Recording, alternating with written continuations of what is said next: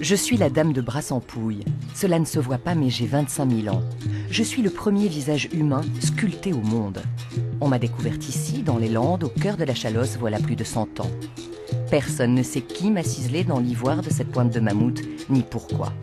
J'intrigue, beaucoup s'interrogent et cela leur donne des idées. Comme à Jean-Charles Bouet. Voilà son histoire. Enfant du pays, petit, il ramassait les silex. En grandissant, il décide de remonter les âges. Commercial dans la vie, il dédie son temps libre à découvrir ce que nous, hommes préhistoriques, buvions. La vigne a accompagné l'homme dès le Paléolithique, puisqu'il y a des traces qui nous ramènent à ces niveaux-là. Et vraisemblablement, l'homme a découvert la vinification en ayant cueilli, puisqu'il vivait de cueillette et de chasse et de pêche. Vraisemblablement, il a cueilli des baies pour passer l'hiver. Il a abandonné ça dans des outres, dans une poterie ou quelconque récipient. Et ça a fermenté grâce à la chaleur. Cette boisson, ce jus s'est transformé et ça leur a donné, je pense, quelques hallucinations. Mais en tout cas, un goût de reviens-y. Retrouver les saveurs oubliées, tel est le défi de Jean-Charles. Depuis 15 ans, il tente de refaire le vin de la préhistoire. Pour cela, il a convaincu l'INRA, l'Institut national de recherche agronomique, de lui confier des vignes sauvages de Lambrusque. Alors, elles n'ont pas 23 000 ans, effectivement. Ce sont des plants qui ont été prélevés dans le Pays Basque, qui ont été replantés dans la collection paléographique de l'INRA. Et de là, on a fait quelques prélèvements et on a pu multiplier pour mettre ces lambrusques ici. Ma vigne sauvage, quasiment disparue, reprend vie à Brassampouille, ce berceau de la préhistoire. 3000 pieds bien différents des cépages actuels, hermaphrodites. Il faut savoir que dans la vigne sauvage, il faut de la fécondation. Ce sont des pieds qui viennent féconder ces pieds femelles. Ce sont des plants dioïques, pieds mâles et pieds femelles. Et ce sont les pieds femelles que nous vendangeons maintenant. Ce sont des petites grappes.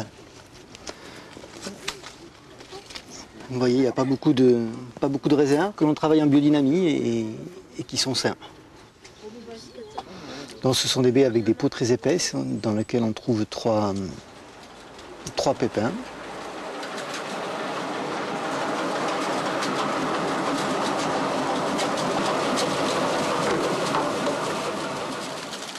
Le raisin, il a voyagé en première classe, il est parti de la vigne dans un cajot, du cajot dans les grappoirs. On a déjà éliminé tout un tas d'opérations qui se passent souvent entre le moment où le sécateur va couper le raisin et le moment où il arrive au chai.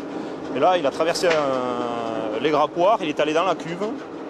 Il va voir mes pieds pendant 15 jours parce que je vais rentrer dans la cuve pour le tasser. C'est tout, il n'y a pas d'autre intervention. Les levures, elles sont naturelles. On va laisser faire la fermentation. Voilà, il y a classique quoi, quelque chose de très... Il n'y a pas plus simple en fait. Voilà. De mon temps, évidemment, la fermentation était plus aléatoire. Mais je reconnais volontiers à cette bande de copains passionnés par ce retour au point zéro, le souci d'être au plus près de mon passé. Tiens, à toi l'honneur. On est proche de ce qu'ils ont connu parce qu'autrement, ils n'auraient pas continué à vinifier. Il n'y a pas de hasard. La nature fait bien les choses et je crois qu'elle nous fournit quelque chose d'assez exceptionnel dans le sens où ça ne ressemble à rien d'autre. C'est vraiment unique, Laurent. Oui. Quelque chose qui existe. Des vins structurés de cette manière, aromatiquement et gustativement, on n'en connaît pas. Alors l'expérience pique la curiosité de certains, comme Alain Dutournier, un autre enfant du pays, devenu l'un des plus talentueux chefs étoilés de Paris. Bonjour Alain. La dame va être contente là. Ah bah écoute, elle devrait. J'ai goûté déjà un peu, c'est mûr. Hein. Et puis très goûteux. On est très loin des vins bordelais, alors que pourtant il y a des lambrusques qui sont origines d'ici, de Navarre, enfin d'Espagne. Donc on a quand même, c'est l'ancêtre du Tanat, du Cabernet Franc et de ces cépages-là. Ces lambrusques, on le sait, mais ça dénote complètement un peu folle, exotique et qui me font rêver. Moi, c'est en plus une aventure dans le goût. On s'en va faire la petite dégustation. Allez. Les voilà qui boivent à ma santé. L'étiquette me rend hommage. La boisson, baptisée Terre de Vénus, ne peut pas être appelée officiellement vin, car l'administration ne reconnaît pas ce cépage de lambrusque sauvage. Mais cela m'est égal. Au palais, mon breuvage ne trompe pas.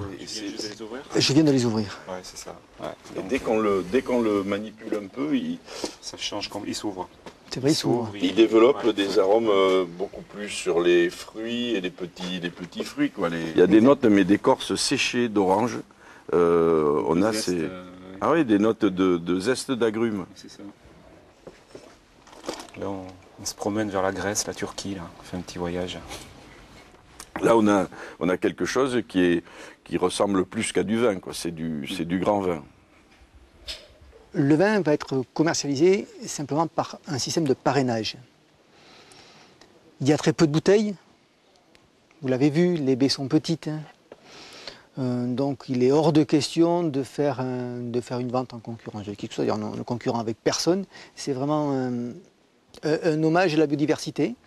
Donc le vin sera partagé entre les parrains qui voudront participer à cette sauvegarde de notre patrimoine génétique, de notre patrimoine viticole. Ils sont peu nombreux à avoir goûté cet élixir préhistorique. En 2007, ces vignes sauvages donnaient 16 litres de vin.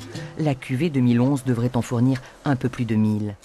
Patiemment, Jean-Charles Bouet refait le jardin de l'histoire, aux sources de la civilisation du vin.